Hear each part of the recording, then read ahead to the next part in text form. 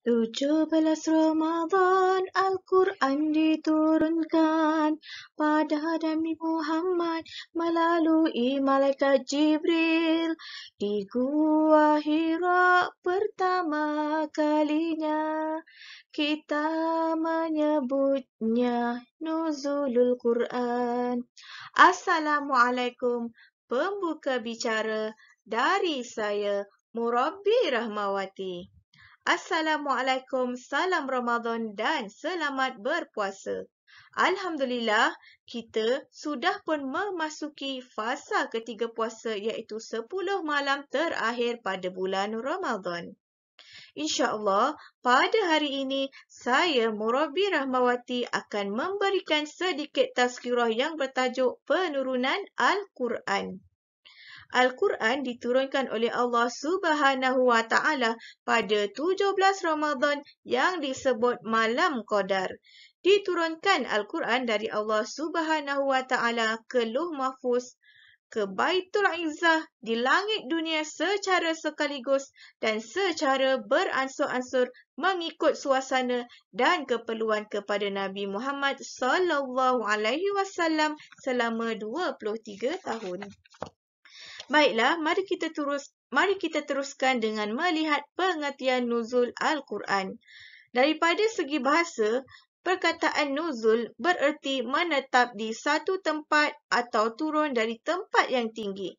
Kata perbuatannya nazala membawa maksud dia telah turun atau dia menjadi tetamu. Sebenarnya penggunaan istilah nuzul Al-Quran ini secara majas ataupun simbolik sahaja yang bermaksud pemberitahuan Al-Quran. Tujuannya untuk menunjukkan ketinggian Al-Quran. Secara teknikalnya, nuzul Al-Quran bererti penurunan Al-Quran dari langit kepada Nabi Allah yang terakhir. Perkataan nuzul dalam pelbagai wajah yang sama ada kata nama, kata perbuatan atau lainnya digunakan dalam Al-Quran sebanyak lebih kurang 290 kali. Sebagai contoh, firman Allah Subhanahu wa Ta'ala dalam surah Al-Baqarah ayat 22 yang bermaksud Dia yang telah menurunkan hujan, Sadaqallahul Azim, ataupun di dalam surah Ali Imran ayat 3 yang bermaksud Dialah yang menurunkan Taurat dan Injil, Sadaqallahul Azim. Baiklah, seterusnya mari kita lihat apakah tujuan Al-Quran diturunkan. Antara tujuan Al-Quran diturunkan ialah untuk tadabbur kandungannya sebagaimana firman Allah Subhanahu wa Ta'ala yang bermaksud Al-Quran ini sebuah kitab yang kami turunkan kepadamu dan umatmu, wahai Muhammad. Kitab yang banyak faedah-faedah dan manfaatnya untuk orang-orang yang berakal sempurna, beringat, mengambil iktibar. Syekh Sya'rawi rahimahumullah ketika mentafsirkan ayat di atas menghuraikan makna kalimah mubarak iaitu benda yang sedikit tetapi manfaat dan kebaikannya jauh melebihi apa yang digambarkan. Seumpama orang yang bergaji sedikit tetapi kehidupan keluarganya mencukupi.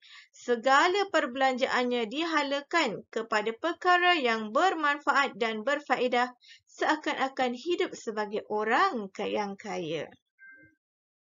Persoalannya, bagaimanakah Allah Subhanahu wa Ta'ala memberkati rezeki yang sedikit? Pertamanya, Allah memberikan rasa qanaah iaitu mencukupi kepada tuannya. Kedua, rezeki yang sedikit itu dibelanjakan kepada perkara yang memberi faedah sahaja.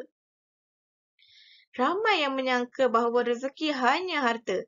Perlu diingat rezeki juga ialah tidak membelanjakan kepada perkara yang dilarang.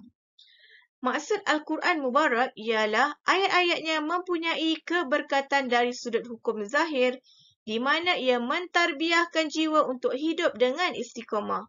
Hakikatnya, istiqamah tidak memberi beban walaupun sedikit dan yang membebankan manusia ialah penyelewengan. Kerana itu, sabda Rasulullah SAW, sesungguhnya orang mukmin makan dengan perut satu dan orang kafir makan dengan 7 perut. Hadis riwayat Muslim.